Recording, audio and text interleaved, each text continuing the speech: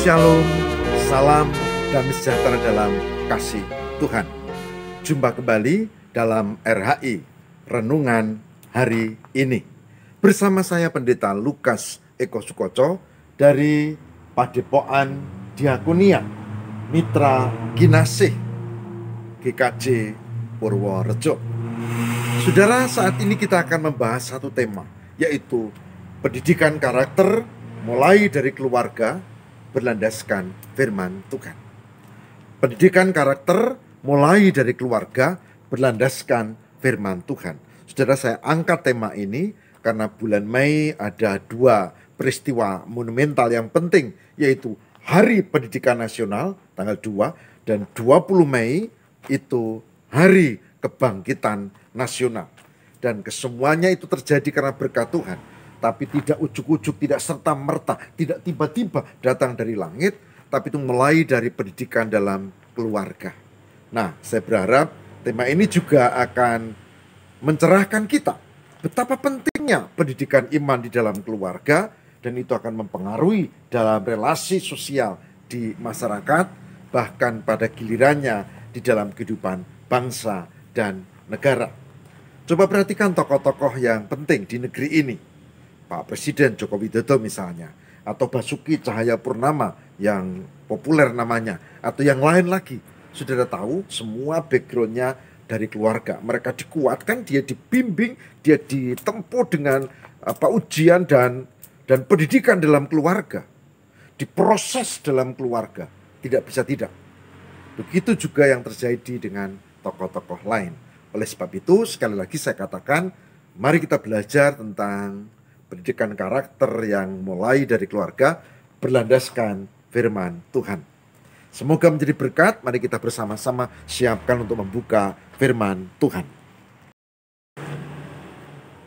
Saya ajak kita untuk membuka kitab 2 Timotius 3 ayat 15 dan 16. 2 Timotius 3 ayat 15 dan 16. Yang demikian firman Tuhan. Ingatlah bahwa dari kecil engkau sudah mengenal kitab suci yang dapat memberi hikmat kepadamu dan menuntun engkau kepada keselamatan oleh iman kepada Yesus Kristus. Segala tulisan yang diilhamkan Allah memang bermanfaat untuk mengajar, untuk menyatakan kesalahan, untuk memperbaiki kelakuan, dan untuk mendidik orang dalam kebenaran. Saya baca ulang, nas ini sangat penting saudara dan menarik, hanya 2 ayat yang demikian. Ingatlah juga bahwa dari kecil engkau sudah mengenal kitab suci yang dapat memberi hikmat kepadamu dan menuntun engkau kepada keselamatan oleh iman kepada Kristus Yesus. Segala tulisan yang diilhamkan Allah memang bermanfaat untuk mengajar, untuk menyatakan kesalahan, untuk memperbaiki kelakuan, dan untuk mendidik orang dalam kebenaran. 2 Timotius 3 ayat 15 dan 16. Saudaraku yang terkasih di dalam Tuhan, apa hubungannya dengan keluarga? Mudah. Saudara tahu bahwa pendidikan ini tidak datang tanpa sarana. Belajar membaca kitab suci, belajar merenungkannya, tentu ada yang membimbing. Dan itu kalau anak ya pasti mulai dari keluarga. Kalau sekarang ya ditambah dengan sekolah. Kalau zaman dulu ya murni sebagian besar keluarga. Belum ada sekolah-sekolah modern seperti sekarang ini. Belum ada jaringan internet, belum ada Google, belum ada cara-cara untuk belajar mandiri. Ya tentu menggantungkan pada keluarga. Jadi keluarga lalu menjadi kunci utama. Pada konteks Timotius, maka dia dibimbing oleh neneknya, Lois, juga dibimbing oleh ibunya. Dan dibimbing untuk membaca firman Tuhan, mengerti, menghayati kebenaran sabda Tuhan, lalu menuruti dan menjalani dalam kehidupan setiap hari. Saudara tahu, dalam iman Kristen, Alkitab bukan untuk dibaca saja. Alkitab itu dibaca, direnungkan, dan yang pertama yang penting adalah dilakukan. Sebab itu kalau membaca tidak ngerti isinya itu percuma. Di dalam ajaran Kristen yang penting bukan sekedar membaca, tapi melakukan firman Tuhan. Kata Jawa yang dipakai adalah ngugemi. Artinya itu terus dilakukan dalam setiap kesempatan. Saudaraku, mulai dari keluarga. Timotius mulai dari keluarga. Begitu juga dengan setiap orang kita, bahkan sekalipun sudah modern, kita tetap membutuhkan keluarga dan mulai dari keluarga. Pendidikan moral, pendidikan etika, pendidikan mental mulai dari keluarga.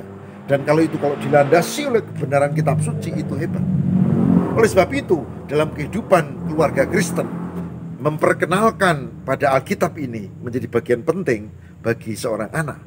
Dan kita bersyukur sekarang ada renungan bocah, ada renungan anak, ada renungan anak berbahasa Inggris dengan gambar, ada renungan remaja berbahasa Inggris dengan ilustrasi yang menarik. Dan itu bisa diunduh dan itu bisa dalam bentuk model macam-macam. Dan ini akan membuat pertumbuhan generasi sekarang menjadi lebih bagus. Harusnya begitu. Oleh sebab itu, mari kita belajar untuk merenungkan, mengerti, dan tidak cukup itu menjalankan. Lebih dalam lagi, memberikan teladan. Artinya, mengajarkan itu kepada generasi muda kita dan kita yang tua memberi teladan. Pendidikan yang penting bukan sekedar kata-kata.